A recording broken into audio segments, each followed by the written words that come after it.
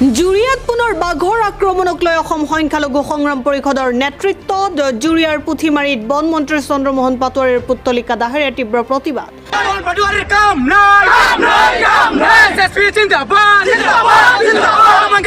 বন বিভাগ হাই হাই বন মন্ত্ৰী কাম নাই আদি ধ্বনিৰে উত্তাল কৰি তোলে পৰিৱেশ। মাছমৰীয়া সন্দেহত মানুহ গুলিয়াব পৰা বন বিভাগে কিয় এটা বাঘক পিঞ্জৰাবদ্ধ কৰিব পৰা নাই প্ৰশ্ন সংগ্ৰাম পৰিষদৰ। বন বিভাগৰ অকৰ্মণ্যতাৰ যোৱা এপশেক ধৰি বৰ্তমানলৈকে মুঠ 4জনকৈ লোক বাঘৰ আক্ৰমণত বলি হৈছে। 4জন লোককে চিকিৎসাৰ সমস্ত খৰচ বন বিভাগে বহন কৰাৰ লগতে ভুক্তভোগীৰ ক্ষতিপূৰণৰ দাবী তুলিলে সংগ্ৰাম পৰিষদে। News desk report Indian first news.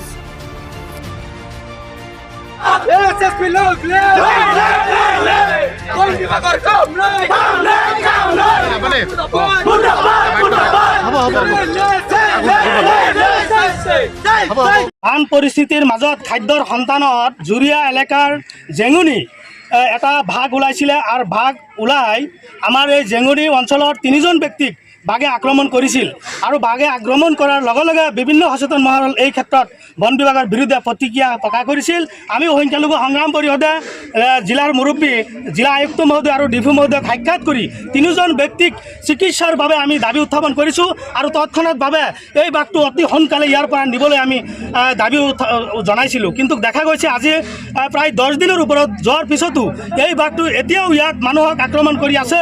আমি বিভিন্ন সময়ত বন বিভাগৰ বিৰুদ্ধে বিভিন্ন সময়ত আমি এইবিলাক উত্থাপন কৰিছোঁ, কিন্তু দেখা গৈছে এতিয়ালৈকে 4জন মানুহ আক্ৰমণ কৰিছে।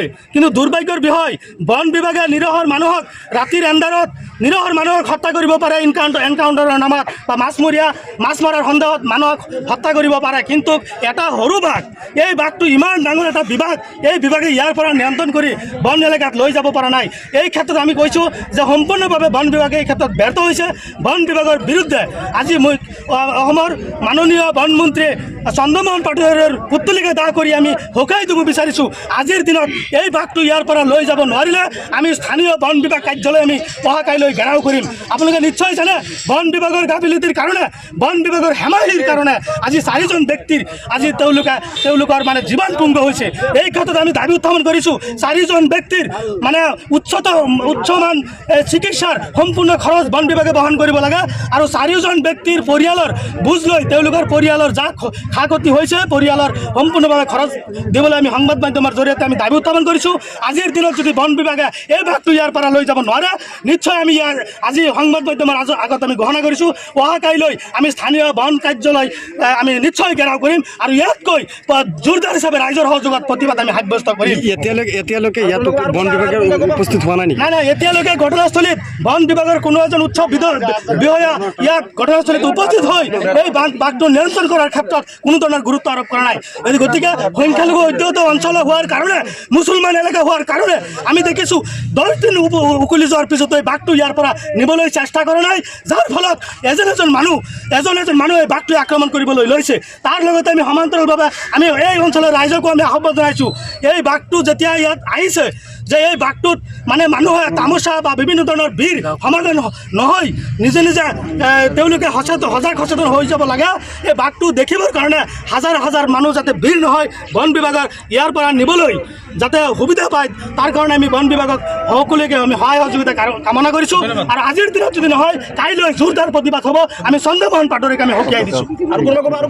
কিন্তু আজি মানুহজন তাৰমানে ৰাতিপুৱা উঠি কিনি যেতিয়া তাৰ নিজৰ যিটো পটল কেট আছিল পটল কেটত কাম কৰিবলৈ গৈছে তেতিয়া বাঘখন আহি কিন্তু সিহঁতে আক্ৰমণ কৰাৰ পিছত যেতিয়া আক্ৰমণ কৰিছে ওচৰতে এজন মানুহ আছিল তাক দেখি কিনি হাল্লা যেতিয়া দিছে চিঞৰ বাখৰ কৰিছে তেতিয়া আমি গৈছোঁ যোৱাৰ পিছত বাঘখন সেই মৰাপাট খেতিতে আৰু নামিছে তাতে আছে।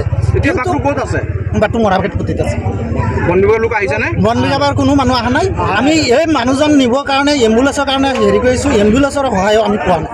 এম্বুলেঞ্চৰ সহায়ো আমি পোৱা নাই। আপোনালোকে ৰাইজে কি দাবী জনাব? আমি এইটোৱে দাবী জনাম চৰকাৰক, এইটোৱে দাবী জনাম যে এই বাঘখন যে আজি প্ৰায় 10-15 দিন হৈ গ'ল ইয়াতে আতংকময় সৃষ্টি কৰি আছে, মানুহক আক্ৰমণ কৰি আছে।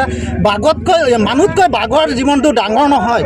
মানুহ জীৱনটো ডাঙৰ এটা কথাই আছে নহয় যে মোমাতকৈ দেশতকৈ মোমাই ডাঙৰ নহয় মানুহতকৈ কিন্তু বাঘ ডাঙৰ নহয় বাঘখন ইয়াৰ পৰা আজি আমি 5 ঘণ্টা 6 ঘণ্টাৰ সময় দিছোঁ ৰাইজে এইটো আমি পুডিমাৰী অঞ্চলৰ ৰাইজে 5 ঘণ্টাৰ সময় দিছোঁ 5 ঘণ্টাৰ ভিতৰত বন বিভাগে আহি কিনি এইটো বাঘ ইয়াৰ পৰা লৈ যাব লাগে আৰু আমাক শান্তিত থাকিবলৈ দিব লাগে যিজন মানুহ হেৰি হৈছে আব্দুল ৰেজাক